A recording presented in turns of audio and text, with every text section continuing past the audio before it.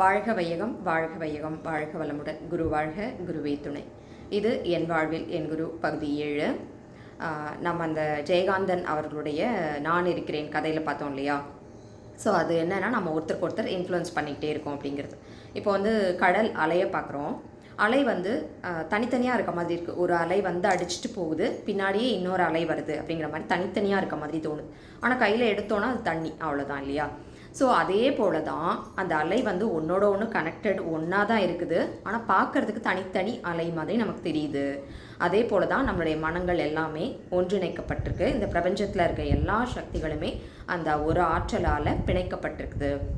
So இந்த 2 நபர்களும், இந்த பிச்சைக்காரனும் இந்த ஊனமுற்ற இளைஞனும், அது வரைக்கும் அவங்க பார்த்துக்கிட்டதே இல்லை. அவங்களுக்கு ஒருத்தருக்கு ஒருத்தர் தெரியாது. ஆனால் அன்னைக்கு அந்த கொஞ்ச நேரம் அவங்க பேசிக்கிட்டதில் ஒருத்தர் அவங்களோட தாட்ஸ் வந்து இன்ஃப்ளூயன்ஸ் பண்ணியிருக்கு அந்த அளவுக்கு. ஸோ நம்மளுடைய மனங்கள் வந்து அப்படி தான் இணைக்கப்பட்டிருக்கு இந்த பிரபஞ்சத்தில் அப்படின்னு சொல்கிறாங்க.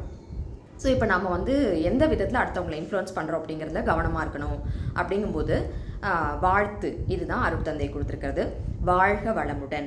அதாவது இந்த ழா அப்படிங்கிறது சிறப்பிழகரம்னு சொல்கிறோம். இது வந்து தமிழில் இருக்குது, அடுத்தது குஜராத்தி மொழியில் மட்டும்தான் இருக்குது அப்படிங்கிறாங்க.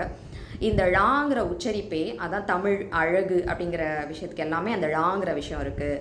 ழாங்கிற எழுத்து வந்து நீங்கள் நாக்கம் அடித்து உள்ளணத்தில் மேலே தொடும் பொழுது அந்த பீனியல் கிளாண்ட் ஆக்டிவேட் ஆகுது, மூளைக்குள்ளே இருக்கக்கூடிய துரிய சக்கரம் ஆக்டிவேட் ஆகுதுன்னு சொல்கிறாங்க. இது வந்து நம்ம மனதிற்கான மையம். ஸோ அது ஆக்டிவேட் ஆகும்போது என்ன ஆகும் அப்படின்னா, மன அலைச்சூழல் குறையுது. நீங்கள் வாழ்க வளமுடன் நம்ம சொல்லும்போது நம்மை நாமே வாழ்த்தி கொண்டு தான் பிறரை வாழ்த்துகிறோம். அது தவறான எண்ணங்களாக இருந்தாலும் அது நமக்கு வந்துட்டு தான், நம்மை தாக்கிட்டு தான் பிறரை தாக்கும். அதே போல் வாழ்க வளமுடன் அப்படின்னு சொல்லும்போது நம்மை வாழ்த்திட்டு தான் பிறரை வாழ்த்துகிறோம் அப்படின்னு சொல்கிறாங்க. அப்போ இந்த அலை சூழல் வந்து குறையுது, மனதுடைய அலையும் தன்மை குறைகிறது. இப்போ வாழ்த்து சொன்னாலே பலன் இருக்குது. ஆனால் நம்ம முன்னோர்கள் எல்லா நம்மளுடைய சடங்குகள்லையுமே பார்த்திங்கன்னா அந்த வாழ்த்து அப்படிங்கிறது ரொம்ப முக்கியமான விஷயமா இருக்கும். எந்த ஒரு விஷயமா இருந்தாலும், ஒரு கல்யாணம், காது குத்து, குழந்தை பிறக்கிறது, எதாக இருந்தாலும் வாழ்த்துறதுக்கு தான் எல்லாரும் வந்து மெயினாக அதுக்கு இம்பார்ட்டன்ஸ் கொடுப்போம். பட் இப்போ இருக்க காலகட்டம் எல்லாமே சூழ்நிலை மாறிக்கிட்டு இருக்கு. ஏன்னா ஃபாஸ்ட் வேர்ல்டாக இருக்குது. அந்த வாழ்த்து அப்படிங்கிறத மறந்து போய் அங்கே வந்து நிறைய தேவையில்லாத பேச்சுக்கள், நிறைய கமெண்ட்ஸ் இதெல்லாம் வருது. ஸோ அதெல்லாம் தாண்டி நம்ம வந்து ஒருத்தங்க இன்வைட் பண்ணிட்டாங்க, ஒருத்தங்க கூப்பிடுறாங்க, இல்லை நல்ல விஷயங்கள் சொல்கிறாங்க அப்படின்னாலே நம்ம மனசார அப்பயே அதை வாழ்த்தி அந்த நிறைவாக அந்த வாழ்த்தை நம்ம வந்து கொடுத்துட்டே இருந்தோம்னா, எவ்வளோக்கு எவ்வளோ இது நம்ம கொடுக்குறோமோ இது வந்து நமக்குள்ளே இருக்கிறது. அவ்வளோதான்.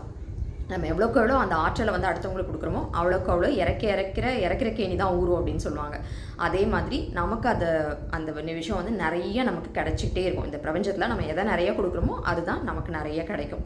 அதனால் நான் எங்கேருந்து ஸ்டார்ட் பண்ணேன் இல்லையா, டெத் ஃபியர் அப்படிங்கிற இடத்துலேருந்து ஸ்டார்ட் பண்ணி வாழ்க வளமுடன் அப்படின்னு சொல்ல எவ்வளோ மன அமைதி வருது அப்படிங்கிறது அதை அனுபவிச்சவங்களுக்கு தெரியும். ஸோ இது வந்து சாதாரணமாக சொன்னாலே எஃபெக்ட் இருக்குது. ஆனால் இதை தாண்டி நம்ம தவம் செய்யும்போது மன அலைச்சூழல் இன்னும் குறையுது. அப்போ இன்னும் நுண்ணி அலைக்கு போயிட்டு தவம் முடிஞ்சதுக்கப்புறம் வாழ்த்துற வாழ்த்துக்கு பலன் மிக அதிகமாக, பன்மடங்கு அதிகமாக இருக்குது. அப்போ வந்து ஒருத்தருக்காக நம்ம வந்து வாழ்க்கை துணைவருக்கு வாழ்த்துறோம், கல்யாணம் ஆகாதவங்க வந்து பெற்றோர்களுக்கு வாழ்த்துறாங்க, அப்புறம் குழந்தைகளுக்கு வாழ்த்துறோம், அப்புறம் உடன் பிறந்த சகோதர சகோதரிகளுக்கு வாழ்த்துறோம். அதுக்கடுத்து தொழில் துறையில் தினசரி கடமைகளில் தொடர்புடையவர்களுக்கு வாழ்த்துறோம். அதுக்கடுத்து வந்து உற்றார் உறவினர் நண்பர்கள் எல்லாருக்கும் வாழ்த்துறோம். அப்புறம் இந்த உலக சமுதாயத்துக்கே வாழ்த்துறோம். நமக்கு இன்னல் கொடுப்பவர்கள், யாராவது மாற்றி எண்ணம் உடையவர்கள் அப்படின்னு தான் சொல்கிறாங்க. எதிரிகள்னு கூட சொல்லலை, நமக்கும் அவங்களுக்கும் ஒரு கருத்து வேறுபாடு இருக்குது, அவ்வளோதான். அப்போ அந்த பர்சன் அப்படி இருக்காங்கனாலும் நம்ம முன்னாடி நல்லா பழகிட்டு இருந்து தானே அப்படி நடந்திருக்கும். அப்போ அவங்க நம்ம நிறைய நல்லதும் செஞ்சுருப்பாங்க இல்லையா? ஸோ அதை நினைத்து, அந்த நல்லதை நினைத்து அந்த பர்சனை வாழ்த்தும் போது அங்கே வந்து நிறைய சேஞ்சஸ் வருது. அந்த மனங்கள் வந்து அது வந்து ஒரு பிணைக்கப்படுது அப்படின்னு சொல்கிறாங்க. ஸோ இதுதான் வாழ்த்துடைய சிறப்பு. இந்த இன்ஃப்ளூயன்ஸ் பண்ணுறது, நம்ம ஒருத்தங்களை இன்ஃப்ளூயன்ஸ் பண்ண போகிறோம், ஆனால் வாழ்த்து அப்படிங்கிற விஷயத்தில் நம்ம ஒருத்தருக்கு ஒருத்தர் நல்ல இன்ஃப்ளூயன்சஸ் வந்து பண்ணிக்கணும் அப்படிங்கிறது தான் இந்த விஷயம். ஸோ இது என்ன அப்படின்னா, வாழ்க வையகம், வாழ்க வையகம், வாழ்க வளமுடன் அப்படின்னு சொல்லும்போது இந்த பிரபஞ்சத்தையே நம்ம வாழ்த்துறோம். காலையில் எழுந்துக்கும் போது 9 தடவை வாழ்த்த சொல்கிறாங்க, நைட் படுக்க போகிறதுக்கு முன்னாடி 9 தடவை வாழ்த்த சொல்கிறாங்க. நமக்கு எப்பயுமே நம்ம எல்லா இதுலேயுமே கற்றுக் கொடுத்துருப்பாங்க, நைட் படுக்கிறதுக்கு முன்னாடி நம்ம ஒரு இறை வழிபாடு செஞ்சுட்டு படுப்போம், மனசு அமைதியாக இருக்கிறதுக்காக நல்ல ஒரு டீப் ஸ்லீப் கிடைக்கும். அதே மாதிரி காலையில் எழுந்துக்கும் போதும் அதே எண்ணத்தோடய எழுந்திருக்கும் போது அந்த நாள் ஃபுல்லாக நமக்கு சிறப்பானதாக போகும் அப்படின்னு சொல்லிட்டு.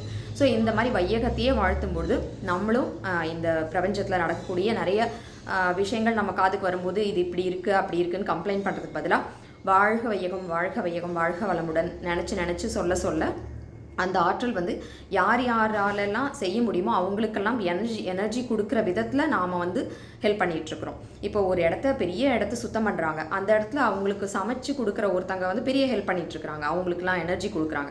அதே போல் தான் இதுவும். இப்போ ராமருக்கு அணில் உதவிச்சு அப்படின்னு சொல்லுவாங்க இல்லையா, அந்த மாதிரி இது வந்து ரொம்ப பெரிய விஷயம் அப்படிங்கிறது. எப்படி வந்து ஒரு இன்கேப்பபிளாக இருந்து எதுவுமே நம்மளால் முடியாதுன்னு நினச்ச இடத்துலேருந்து இவ்வளோ தூரம் மூவ் பண்ணி வந்தது வந்து என்னை பொறுத்த வரைக்கும் ரொம்ப ரொம்ப பெரிய விஷயம். இந்த வாழ்த்து அப்படிங்கிறது எதெல்லாம் சாதிக்கும் அப்படின்னா, எதை சாதிக்க முடியாது அப்படின்னு தான் கேட்கணும். அந்த அளவுக்கு அதால் எல்லாமே சாதிக்க முடியும்.